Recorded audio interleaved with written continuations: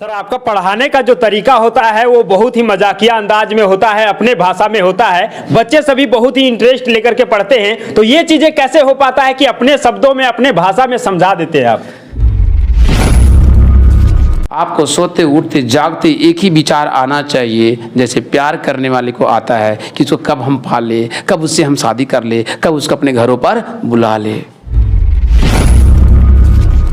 हमने जब साइकिल चलाना शुरू किया था, बहुत से लोग मुझे कहा कि एक पैर जो है ना वो तोड़ ताड़ के तू बैठ जाएगा। बहुत सारे लोग हमारे देश में हैं जो दिव्यांग हैं, लेकिन वो मानसिक रूप से हार जाते हैं। तो क्या आप कभी मानसिक रूप से हारे हैं? और 10 से 12 घंटा तक वही 10 से 12 लड़का था, उसको इतनी मैंने मेहनत करवा दिया कि 10 के 10 लड़का सिलेक्शन हो गया। और जब सिलेक्शन हो गया तो उस दिन हमें पता चला कि जब बच्चे का सिलेक्शन होती है ना, तभी इंस्टीट्यूट चलती है।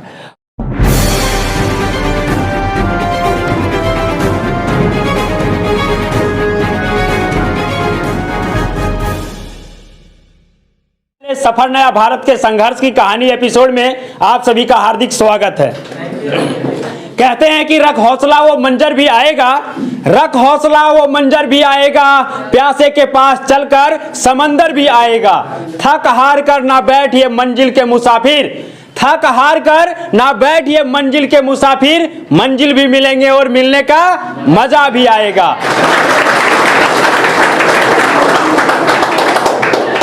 संघर्ष की कहानी में हम वैसे लोगों की कहानी आप तक पहुंचाते हैं जो भारत को नया भारत बनाते हैं। और आज उसी कड़ी में हमारे साथ वैसे संघर्ष करने वाले व्यक्ति हैं, वैसे शख्स हैं, वैसे व्यक्तित्व के धनी हैं जिन्होंने अपने जन्म लेने के साथ ही संघर्ष शुरू कर दिए और आज तक इतना संघर्ष करके इस पोजीशन पर पहुंचे हैं। तो हमारे साथ आप सभी के जोरदार तालियों के बीच हम स्वागत करना चाहेंगे किरण स्टडी ग्रुप के डायरेक्टर और टीचर डमर सर का। सर, सफर नया भारत के संघर्ष की कहानी एपिसोड में आपका हार्दिक स्वागत है। धन्यवाद भाई, धन्यवाद। सर, क्या आप बताइएगा, आपका जो संघर्ष रहा है बहुत ही कठिन रहा है, बहुत आप संघर्ष करके यहाँ तक पहुंचे हैं। तो सबसे पहले अपना सफर बताइए कि कैसे आप शुरू किए और यहाँ तक पहुंचे। साथियों, पहले सबसे पहले मेरी जन्म हुई है, उसके बाद 5 साल के बाद हमारी पैरे पोलियो लग गई। उसके बाद तो फिर संघर्ष ही संघर्ष है। ऐसे सब कोई बचपन में संघर्ष तो करता ही है। बच्चे जब जन्म लेते हैं तो खड़ा होने का संघर्ष करता है, दौड़ने का संघर्ष करता है। संघर्ष सभी के जीवन में लगा हुआ है, ऐसी बात नहीं है। लेकिन वो संघर्ष हमें पता चलती नहीं है। जब हम 18 साल के हो जाते हैं उसके बाद संघर्ष हमें फीलिंग होने लगती है कि हम लोग अब संघर्ष कर रहे हैं। और उस वक्त आपका दोस्तों हर इंसान को अंदर से लगता है हम कर लेंगे, लेकिन मार्केट, समाज और बाहर की जो वातावरण है वो आपको कहे यह आभास दिलाएगा कि आप ये कर सकते नहीं है। इसलिए आप लोग जो है बाहर और समाज के वातावरण को ना समझ करके अपनी अंतर्यात्मा की आवाज़ सुनिएगा ना, तो हर चीज़ आप सफल होंगे। ऐसा मैंने देखा है।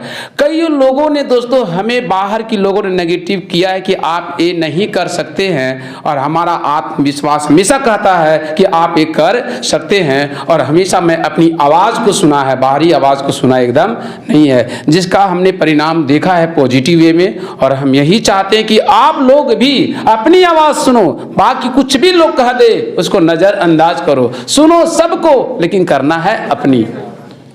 सर, आपने जो बताया कि हमने शुरुआत किया और 5 साल के बाद हमको शारीरिक रूप से हम जो है थोड़ा सा कमजोर हो गए, लेकिन आप मानसिक रूप से अभी तक नहीं हारे हैं। और बहुत सारे लोग हमारे देश में हैं जो दिव्यांग हैं, लेकिन वो मानसिक रूप से हार जाते हैं। तो क्या आप कभी मानसिक रूप से हारे हैं?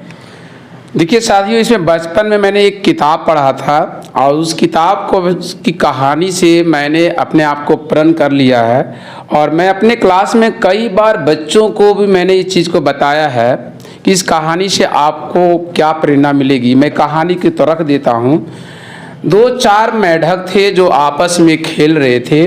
उनमें से 2 मेढक एक गड्ढे में गिर गया और गिर जाने के बाद वो दोनों मेढक बाहर निकलने का पूरा प्रयत्न कर रहा है, बार बार कोशिश कर रहा है बाहर निकले, लेकिन कुछ मेढक ऊपर जो गड्ढे के ऊपर में थे, उन मेढकों ने उन लोगों को सलाह दे रहा है जो गड्ढे में गिरे हुए थे, अब तुम ना निकल पाएगा, अब तेरी मृत्यु निश्चित है, मरेगा ही मरेगा, इसलिए मरो तो तनी शांति से मरो, है ना। काल लहू लुहान हो रहा है, मरना तो तय है। उनमें से एक मेढक बात सुन लिया और वो अपनी मौत की इंतजार करने लगा, और दूसरा मेढक है वो अपनी पूरी बाहर निकलने के लिए पूरा प्रयास कर रहा था, और अंततः में वो मेढक बाहर निकल गया।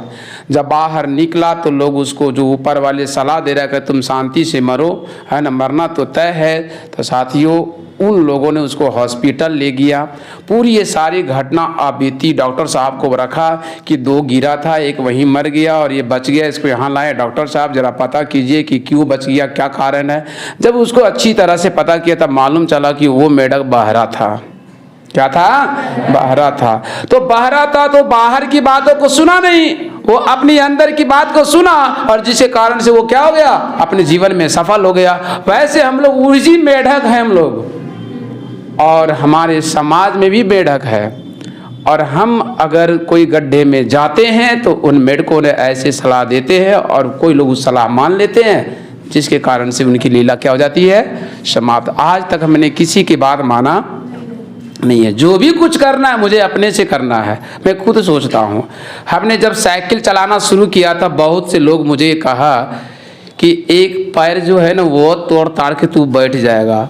यहाँ तक लोग, कितने लोग मेरे साइकिल भी छीन लिया, लेकिन मैंने माना नहीं और मैं साइकिल चलाता रहा। अंततः मैं चलाता रहा और सफल हो गया, और उन लोगों को करारा टोच दिया कि देखो कैसे होता है।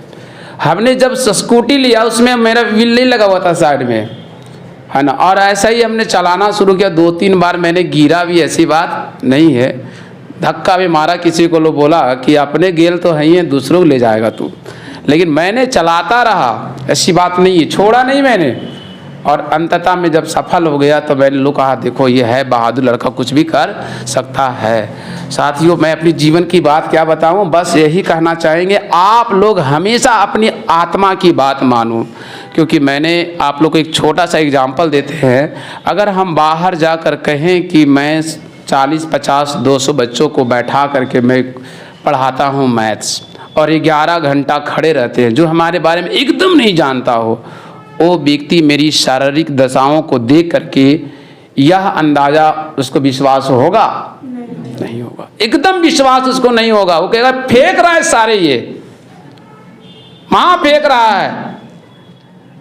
साथियों शरीर मेरा, सब चीज मेरा, समय मेरा, मेरा शरीर कैसे काम करेगा हमसे बेहतर हो जाने का। अगर मैं किसी से सलाह लेता कि मैं क्लास लूंगा, मैं 200 बच्चों को मैं पढ़ाऊंगा, तो वो मुझे सलाह देता आप ये नहीं कर पाओगे, आप इस काम को छोड़ दो, आराम से बैठे वाला काम करो, और उनकी सलाह को मान लेते और हम बैठे वाला काम करते। तो जब बैठे वाला हम काम करते तो हमारी कमजोरी को बहादुरी कैसे साबित होती।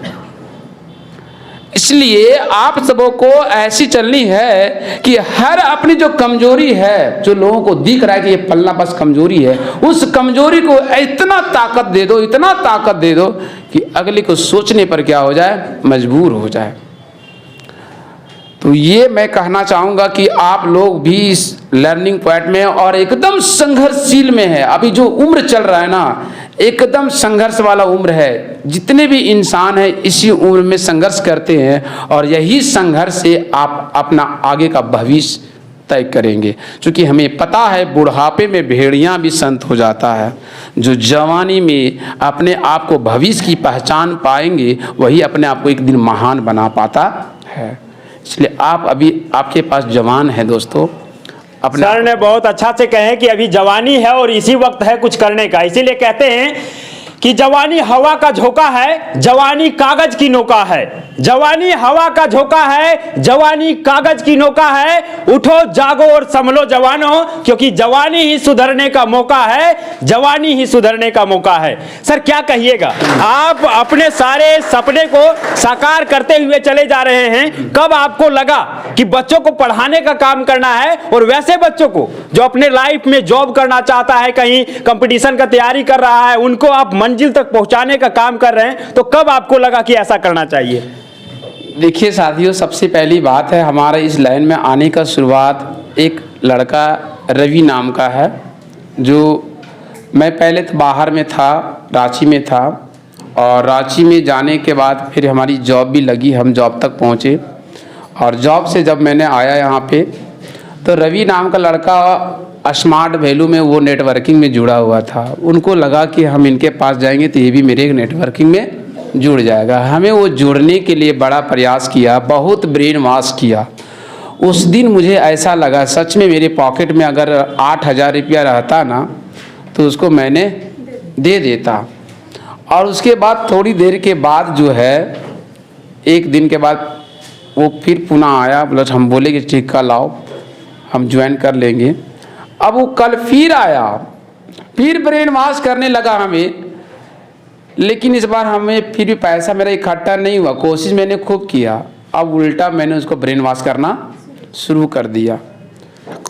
और मैंने जब उसको ब्रेन वॉश किया तो वो हमारी बात में आ गया, और वो पहले बोला कि आप हमको पढ़ाइए, आज से हम ये नेटवर्किंग छोड़ देंगे, और वो पढ़ना शुरू कर दिया। अब जब पढ़ना वो शुरू किया तो धीरे धीरे धीरे धीरे और लोगों को वो अपना बहन को ये वो करते करते इकट्ठा करवा दिया।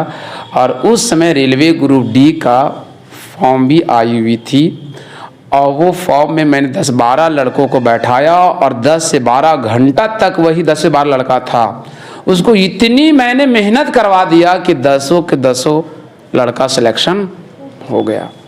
और जब सिलेक्शन हो गया तो उस दिन हमें पता चला कि जब बच्चे का सिलेक्शन होती है ना तभी इंस्टीट्यूट चलती है। और उस सिलेक्शन के बाद हमारी इंस्टीट्यूट इतनी रनअप करना शुरू कर दिया, और हमने पढ़ाना भी शुरू कर दिया। पहले हम थीम पर पढ़ाते थे, एक टेबल रहता था और उस थीम पर हम पढ़ाते थे। उनमें से एक बच्चा बोला सर आप थीमा पर पढ़ाते थे, हमको समझ में आता नहीं है, आप बोर्डवा पर पढ़ाइएगा ना तब हमको समझ में आएगा, इसलिए हम आपके पास नहीं पढ़ेंगे। तो उन्होंने जो बात बोला ना वो मेरे शरीर की ढांचा पर उसने करारा जवाब दिया। मैंने कहा कि तुझको पढ़ा के रहेंगे, तू सारे जैसे पढ़ेगा, चांद पर तू पढ़ेगा ना, चांद पर भी तुझको पढ़ाएंगे, पढ़ना पड़ेगा। बोलो कैसे पढ़ेगा तू? बोलो पढ़ाइए। मैंने उस दिन बोर्ड लगाया, अगला दिन मैंने उसको पढ़ाना शुरू किया, और पढ़ाते पढ़ाते पढ़ाते बाद में पता हमको लगा कि वो मेरे लिए भगवान है। अब आभास हुआ कि मेरे लिए क्या है, भगवान बन के आया। वो मुझे कुछ चुनौती दिया, हमने क्या किया, स्वीकार किया। और मैंने जब पढ़ाने लगे बोर्ड पर दोस्तों तो धीरे धीरे मेरी क्या हो गई, आदत में बदल गई, और आज मैं आप लोग के बीच खड़े हैं। और हमारी जो इंस्टीट्यूट को जो रनअप कर रही है ये सब आप विद्यार्थियों का देन है। पहले जितने विद्यार्थी थे सब दिल से जुड़े हुए थे, एकदम दिल से पढ़ते थे, दिल से जुड़े हुए थे, हम भी जुड़े हुए रहते हैं। लेकिन अभी के दौर के जो विद्यार्थी है ना 60% जो है केवल फॉर्मेलिटी निभा रहे कि हम कंपटीशन की तैयारी करें, करते नहीं है, केवल लगता है कि हम कर रहे हैं। करना कैसे है, इसके लिए आपको मोबाइल छोड़ना पड़ेगा, दोस्त छोड़ना पड़ेगा, संगति छोड़ना पड़ेगा। आपको सोते उठते जागते एक ही विचार आना चाहिए, जैसे प्यार करने वाले को आता है कि उसको कब हम पाले, कब उससे हम शादी कर ले, कब उसको अपने घरों पर बुला ले। जो इस बीमारी से ग्रसित होंगे वो अच्छा से फील कर रहे होंगे। उसी तरह आपकी जो चाहते हैं, जो लक्ष्य है, वो सोते उठते जागते या होना चाहिए। हमारा पढ़ना दुनिया का सबसे आसान काम है, नौकरी पाना सबसे आसान काम है, लेकिन हमारा माहौल वातावरण ये बना दिया गया है कि ये सबसे क्या है, टफ है। दौड़ने का परिभाषा क्या है? दौड़ने का परिभाषा जो आपका सामान्य चाल है उससे थोड़ा अधिक हो जाना। तो मेरा जो सामान्य चाल है उससे भी हम अधिक कर सकते हैं, बशर्ते आपके सामने नहीं कर सकते तो आप भी मेरे सामने कुछ ऐसी भी कार्रवाई जो मेरे जैसा आप नहीं कर सकते, है ना। बोला कैसे नहीं कर सकते? लो पैसा की चल के दिखाओ। ऐसी बात नहीं, मैंने भी पढ़ा है, हमने भी ट्यूशन पढ़ा कर बच्चों को पढ़ा है। एक पैर से साइकिल चला करके डेमो टाण जाते थे, चढ़ाए उतरा उसको मैंने झेला है। उसको छोटे छोटे बच्चों को मैं पढ़ाया है दोस्तों, उनकी नाक से बहती थी तो उसको मैंने अपने रुमाल से उसको पोंछता था। ऐसे मलता है, लीजिएगा सर। ऐसी लड़के हैं। सर आप कितने बच्चों को पढ़ा करके उसे मंजिल तक पहुंचाए हैं, कितने घरों में सर आपने चिराग जलाए हैं, तो क्या लगता है आपको कि कंपटीशन के क्षेत्र में इतना संघर्ष भी है, वैकेंसी भी कम है और स्टूडेंट का जो जनसंख्या है वो बढ़ते जा रहा है, तो किस प्रकार से बच्चों को अपना कैरियर के प्रति लगे रहना चाहिए, ये बताइए। देखिए, जहाँ तक लोगों को कहना है कि कंपटीशन बहुत टफ है, मुझे मानना है कि जीना ही बहुत टफ है। कंपटीशन से ज़्यादा टफ क्या है, आपका अपना जीवन जीना। आपको क्या लग रहा है बिजनेस करना आसान है? नहीं बॉस। क्या आपको लग रहा है कि नौकरी करना टफ है? नहीं बॉस। बिजनेस से कई गुना आसान है हमारी सरकारी जॉब पाना, बशर्ते क्या उसमें हमारा इंटरेस्ट नहीं आता है, हमारा माहौल उस तरह का नहीं है, इसलिए आपको लगता है कि कंपटीशन बहुत टफ है, लोगों का कैरेज है, भीड़ है। साथियों आप बताइए, अगर हम 2 साल कड़ी मेहनत करके 30 साल की जिंदगी ऐसो आराम बिता सकते हैं, और अगर ये 2 साल ऐश करते हैं तो हम 30 साल कठिनाइयों से जिंदगी बिताते हैं। तो बताइए आसान कौन है और टफ कौन है? हमारा पढ़ना दुनिया का सबसे आसान काम है, नौकरी पाना सबसे आसान काम है, लेकिन हमारा माहौल वातावरण ये बना दिया गया है कि ये सबसे क्या है, टफ है। पहले पढ़ना तो शुरू कीजिए, तब तो आपको कोई भी चीज़ इजी लगेगा। जिस चीज़ में आप, जिस क्षेत्र में आप जाते हैं ना, और वो क्षेत्र में आप पढ़ जाइएगा ना, तो वो क्षेत्र आपको आसान दिखना लगेगा, और जाने के पहले तो आपको टफ लगेगा। टफ किनको लगता है? जिसको जो उसके बारे में जानकारी नहीं है। भीड़ देखता है, भीड़ देखने से थोड़ी होती है भाई साहब, उस भीड़ में लोग करते क्या है वो देखना है आपको। सर आपका अभी कोचिंग चल रहा है किरण स्टडी ग्रुप, उसके साथ साथ एक लाइब्रेरी भी चल रहा है और एक नया लाइब्रेरी आप खोल भी रहे हैं, तो आपका मिशन और विजन क्या है, आप क्या चाहते हैं? देखिए, जहाँ तक मैं हजारीबाग की वातावरण को मैंने रीड किया, महसूस किया, जब मैं हजारीबाग में पहला लाइब्रेरी मैंने ही खोला है, और जब मैं हजारीबाग में लाइब्रेरी में खोल रहा था उस वक्त मुझे बहुत से लोग नेगेटिव किया कि यहाँ 300 रुपये लड़का रूम रेंट नहीं देता था, आपका लाइब्रेरी में कौन बैठेगा, राइट है। नेगेटिव करने वाले हमारे सगी दोस्त, टीचर, ये सब वगैरह वगैरह सब थे। मैंने कहा कि जियो के तर्ज पर चलेंगे। जियो ने जब लाया था ना, तो शुरुआत में अगर पैसा लेकर के डेटा देता ना, तो कोई भी डेटा का यूज़ करता नहीं। पहले उन्होंने आदत लगवाया, उसके बाद लोगों ने उसका आदत लग गया, तब उसके आदी हो गए। उसी तरह मैंने उसी तर्ज पर लाइब्रेरी खोलने का पूरा हिम्मत बटाया, और अपने ही विद्यार्थियों को मैंने बैठने का आह्वान करवाया, और ऐसा करवाया जो टेस्ट में बैठेगा, टेस्ट में जो टॉप करेगा उनको हम लाइब्रेरी बैठने देंगे। बड़ा कंपटीशन था, और इस प्रकार से लाइब्रेरी में उनकी क्या हो गई, आदत लग गई। और धीरे धीरे फिर यहाँ पे मैंने क्या करने लगा, चार्ज करने लगा, और चार्ज करके मैंने इसको इतनी रनअप करवा दिया कि लोग कहने वाले जो व्यक्ति ने वो खुद लाइब्रेरी भी खोलना शुरू कर दिया। इसी तरह से दोस्तों अभी हम ऑनलाइन प्लेटफॉर्म पर आए हुए हैं। बहुत से लोग कह रहे हैं कि आपका हजारीबाग में ऑनलाइन नहीं चलेगा, ये मास्टर वो मास्टर सब फ्लॉप कर गया है। मैंने कुछ नहीं बोला, क्योंकि आपने मार्केट को देख करके फ्लॉप कहते हैं ना, उनकी रणनीति अच्छी नहीं थी, इसलिए उसने क्या किया, फ्लॉप किया।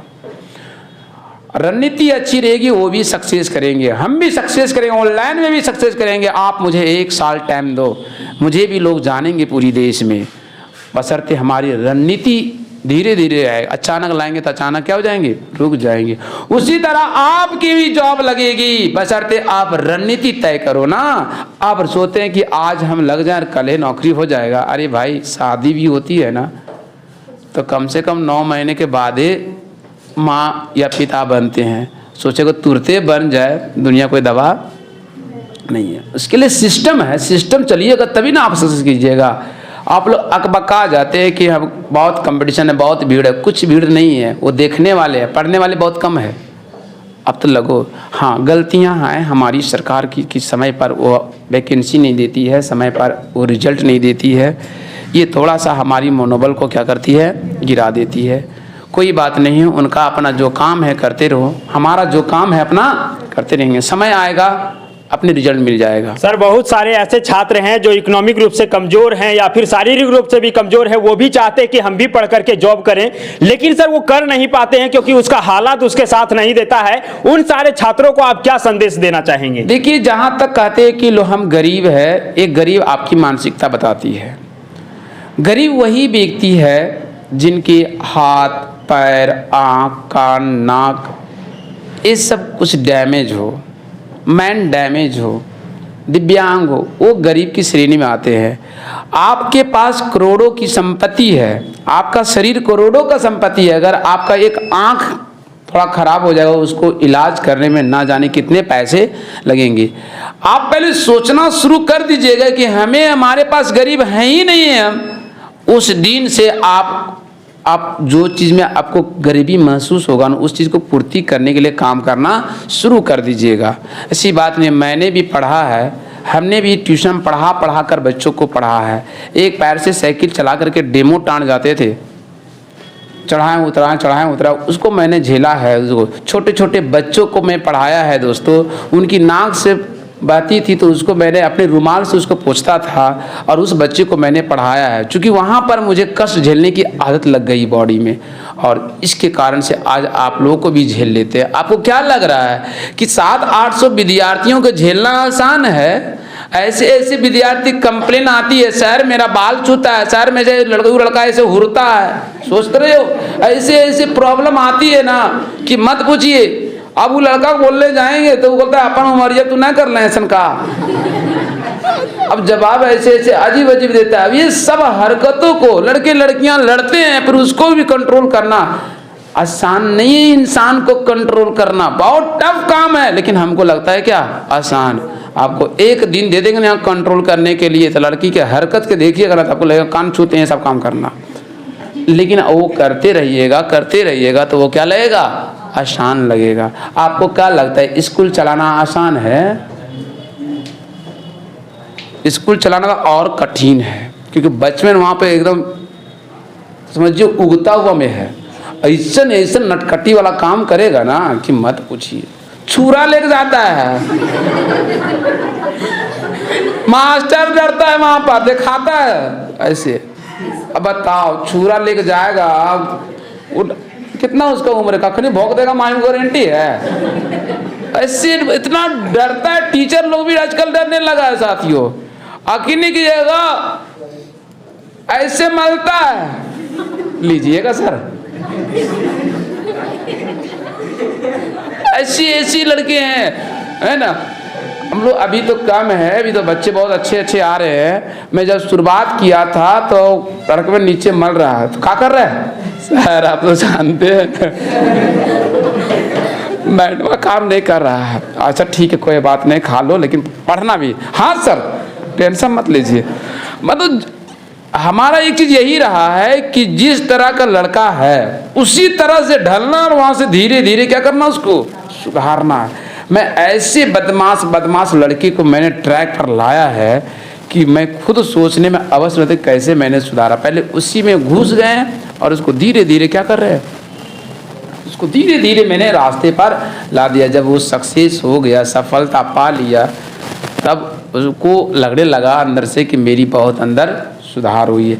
एक ऐसे लड़के थे दोस्तों कि उनको हम 10 रुपया देते थे ना, तो रोज़ बाल का स्टाइल चेंज करवाता था वो, है ना। उसको खाली बोल देते आज बाल का स्टाइल ठीक नहीं है। कैसे रखे सर? आप जैसे कहिएगा वैसे रखेंगे। बोले कि तुम बाल जो है ना थोड़ा सा बढ़िया से बनाओ ना, इसको लाइए पैसा सर।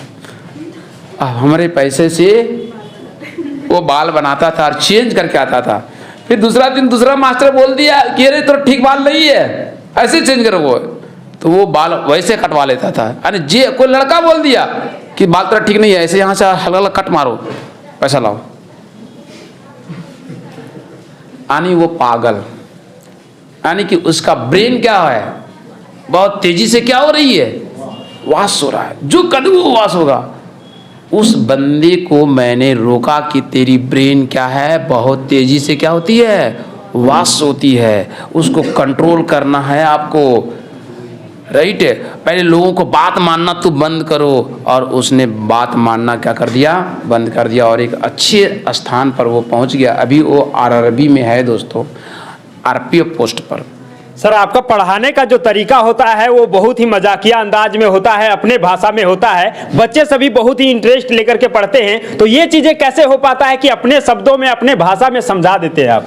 देखिए, सवाल यहाँ पर है, मैंने पहले ही कहा है कि बच्चे जिस मूड में पढ़ना चाहता है ना, हम उसी मूड में क्या करते हैं, पढ़ा देते हैं। अगर बच्चे हंसते खेलते पढ़ना चाहता है तो हम भी हंसते खेलते पढ़ाना चाहते हैं। पहले बच्चे का मुंड होना चाहिए कि किस मुंड में है। अगर वो सोने वाला मुंड में है तो उसको सोने वाला को हटाने का मुंड बनाना पड़ेगा हमको, तभी उसको नींद हटेगा।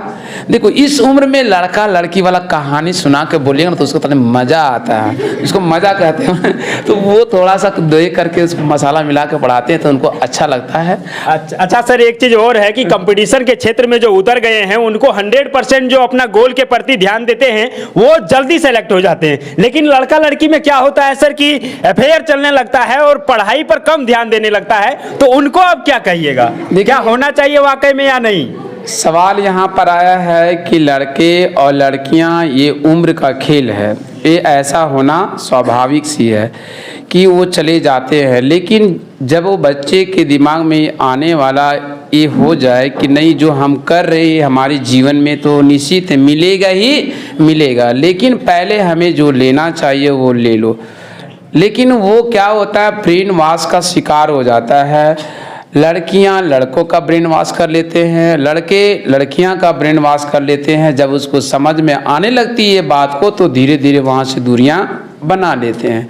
बस यही सब खेल एक उसकी माहौल पर डिपेंड करता है कि किस माहौल में वो पनप रहे हैं। अगर हम हैं और हमारे एक दोस्त है और वो किसी लड़की से बात कर रहे हैं और उसके पास हम ज़्यादा समय दे रहे हैं तो मेरे मन में भी एक चलेगा थोड़ा सा कि हम भी एक गर्लफ्रेंड बना ले, हम भी तनी बतिया ले, राइट, बतिया ले। और स्वाभाविक सी बात है, ज़्यादा समय देंगे तो मेरे अंदर आएगा ही आएगा और हम भी वो ऐसा करना शुरू कर देंगे। तो बच्चे अक्सर जो है इसी माहौल में रहते हैं, क्योंकि ज़्यादातर वो लॉज में रहते हैं और लॉज में लड़कियां और लड़के रहते हैं, तो वो इस तरह से बीमारी से हैं। लेकिन मैंने देखा है जब से लाइब्रेरी की जो प्रचलन चलने लगी है, लड़का टूटना शुरू हो गया है, और टूटना शुरू हो गया तो माहौल उसका क्या हो गया, चेंज होने लगा। और चेंज होने का बहुत कम मात्रा में ऐसा देखने को मिलने लगा, बहुत कम हो रहा है। अब बच्चे यहाँ पर हमने देख रहा हूँ कि कैरियर के प्रति ज़्यादा जागरूक हो रहा है। पहले कैरियर और बाद परिवार तो मिलेगा ही मिलेगा, ये देखने। आपके जिंदगी का कोई ऐसा वाकया सर बताना चाहेंगे जो जब आपको लगा हो कि अंदर से टूट गए हैं, अब हमसे कुछ नहीं हो पाएगा, ऐसा कुछ? ऐसा तो बहुत बार हुआ है जीवन में कि मैं टूटे और फिर अपने आप को उसको जोड़े। जीवन में बहुत टूटते हैं दोस्तों, लेकिन हम टूटते अंदर से नहीं है, बाहर के लोगों ने क्या करते हैं, तोड़ देते हैं। बिल्कुल है। एक आदमी ने कहा कि आप सब काम कर सकते हैं, मैंने कहा हाँ सब काम कर सकते हैं, दुनिया का जितना भी काम है सब कर सकते हैं। बोले दौड़ भी सकते हैं, बोले दौड़ सकते हैं, लेकिन मेरा स्पीड अलग है, आपका स्पीड अलग है। दौड़ तो सकते हैं, दौड़ने का परिभाषा क्या है, दौड़ने का परिभाषा जो आपका सामान्य चाल है उससे थोड़ा अधिक हो जाना। तो मेरा जो सामान्य चाल है उससे भी हम अधिक कर सकते हैं, बशर्ते आपके सामने नहीं कर सकते तो आप भी मेरे सामने कुछ ऐसी भी कार्रवाई जो मेरे जैसा आप नहीं कर सकते, है ना। बोला कैसे नहीं कर सकते, लो पैसा की चल के दिखाओ, तो आप नहीं कर सकते। तो इसलिए लोगों की बातों को मानना नहीं है, आप हर काम कर सकते हैं, बशर्ते काम करने की नजरिया और तरीका अलग होगा जो आपको संतुष्टि होना चाहिए। आप अगला को तुलना कभी मत करना, ना तो फिर आपको मिलने वाला कुछ नहीं है, अपने आप को नाराज साबित कीजिएगा। समाज के बहुत सारे लोग होते हैं जो कमियां निकालने का काम करते हैं, रोकने का प्रयास करते हैं, गिराने का प्रयास करते हैं, लेकिन सर के जैसा अपने आप को इस तरह से बना करके चलना होगा ताकि समाज के लोग बोलते रह जाए लेकिन हम अपने मंजिल तक पहुंचते चले जाएं। तो अंत में बस यही कहेंगे कि जलते दिए को हवा में उछालते रहना जलते दिए को हवा में उछालते रहना, पेड़ के जड़ों में तेजाब डालते रहना, एक दिन हम होंगे ऊंचे मुकाम पर और तुम मुझ में कमियां निकालते रहना। और सर भी वही किए, सर के भी अंदर से बहुत सारा कमियां निकालने का प्रयास किया गया, लेकिन सर उन सारे चीजों को ध्यान नहीं दिए। जो कहना है कहो, लेकिन हम जिस डायरेक्शन में बढ़ रहे हैं, हम जो कर रहे हैं उसी ओर करते चले जाएंगे, एक ना एक दिन मंजिल तक अवश्य पहुंच जाएंगे। और आप सभी भी बढ़े हैं इस राहों पर, तो सारे मुश्किलों का सामना करते हुए सर को देख करके तो आप लोग ज्यादा मोटिवेट हो जाते होंगे कि सर इस स्थिति में इतना अच्छे तरीके से पढ़ाते हैं, बच्चों के लिए, आप लोग के लिए हमेशा तैयार रहते हैं, खड़े होकर के पढ़ाते हैं, तो आप सभी तो सारे लोग सक्षम हैं, और सक्षम होते हुए क्यों ना अपना बेस्ट कर पाएंगे, ये चीजें सोचने की जरूरत है। आप सभी इतना ज्यादा समय दिए, सभी को बहुत बहुत धन्यवाद। सर ने अपना संघर्ष की कहानी हमको बताए और अपना कीमती समय दिए, सर को तहे दिल से धन्यवाद। इसी तरह से आगे बढ़ते रहे और बच्चों के भविष्य के बारे में जो जिम्मा आपने लिया है सर मंजिल तक पहुंचाने का, सारे बच्चे मंजिल तक पहुंचे, अपने सारे सपने को साकार करें, सफल नया भारत से बस यही कामना करेंगे। धन्यवाद।